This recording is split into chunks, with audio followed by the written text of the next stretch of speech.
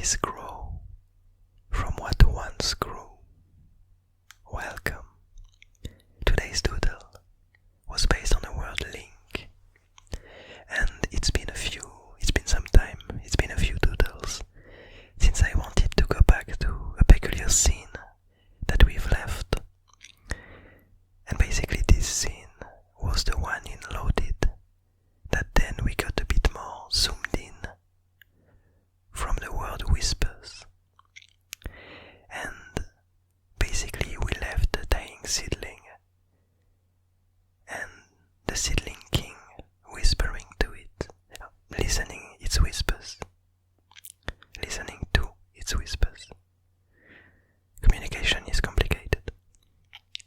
And so basically we had this scene, and it seemed like in the last few doodles we focused way more on other parts of the Abyss Garden, discovering new places and following the blob ruler in its adventures. So I thought it might be interesting to come back to this dying seedling and see how the seedling king is handling the situation. And so with the word link, it kind of reminded me of these pillars, these artifact pillars that we saw in Loaded. And I thought that it might be interesting to see the seedling king usage of them. And since for me it did seem like the seedling king was able to somehow link these different pieces of artifacts together in order to make them work again, in order to use them to achieve its own purpose. And so what we see here in this doodle is basically at the bottom we have this peculiar column made up of artifact pieces, and on top of it used to be a scale. If we go back to Loaded, it used to be a scale, but it seems like the place changed a lot since the last time we came, and the seedling king actually added a lot of different artifact pieces to it, including some intriguing skull-like creature that seemed to have somehow been cursed by the artifacts. It's quite an intriguing one. I believe I finish it in the doodle really near the end of it, so you're gonna have to rely on the bottom left representation of it on the screen to understand what I'm referring to. But basically on the top of the doodle you have this kind of skull creature, this kind of skull of a creature, which has been where the artifacts seem to have spread, and around it, surrounding it, is some kind of abyssal flames. And it seems like some kind of in-between creatures that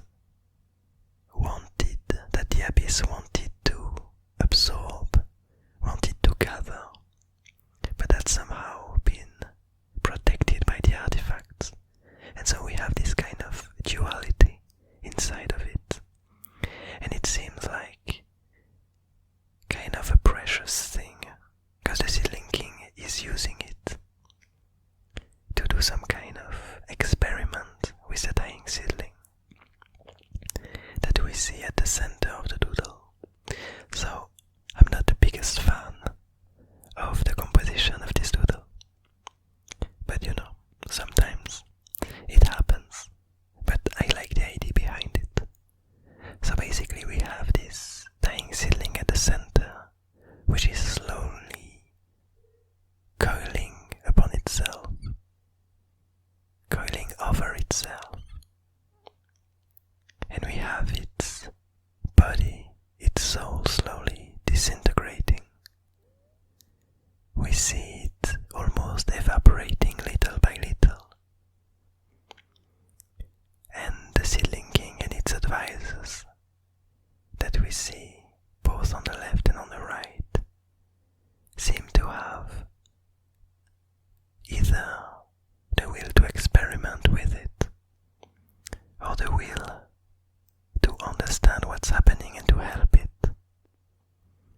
somehow I have a feeling that the Seedling King is more about understanding and using its surroundings, because we see how much of an artifact collector he is, and how much different tools and tricks he seems to have gathered along the years.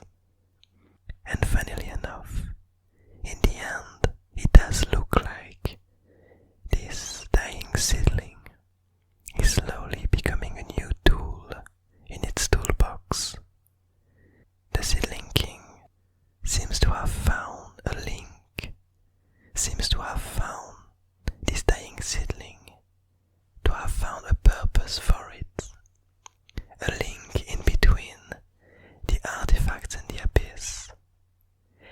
And as I interpret it, the way these different pieces of artifacts seem to emerge from this duality creature, from its eyes, it does seem like the Seedling King is trying to analyze the properties of the dying seedling, trying to understand exactly what is happening with it, using this skull that has been claimed by the artifact and by the abyss, and potentially to be able to gather, to be able to extract the purpose and the energy of this dying seedling for its own devices.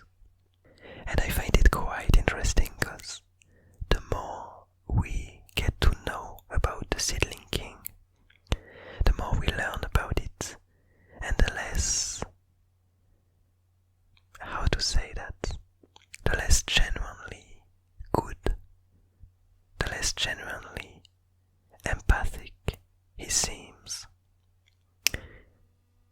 He seems nowadays more like an experimenter, more like a creature, a being that seems to be all about knowledge and using its knowledge to gather more knowledge, to create more tools for a purpose that seems really misty for the moment, that seems really unknown, but that might be exactly what, that might be at the core of the Seedling King's identity, because he seems to be really in between the artifacts and the abyss, to be able to play with both, to be able to use all its tools, to learn from all of them.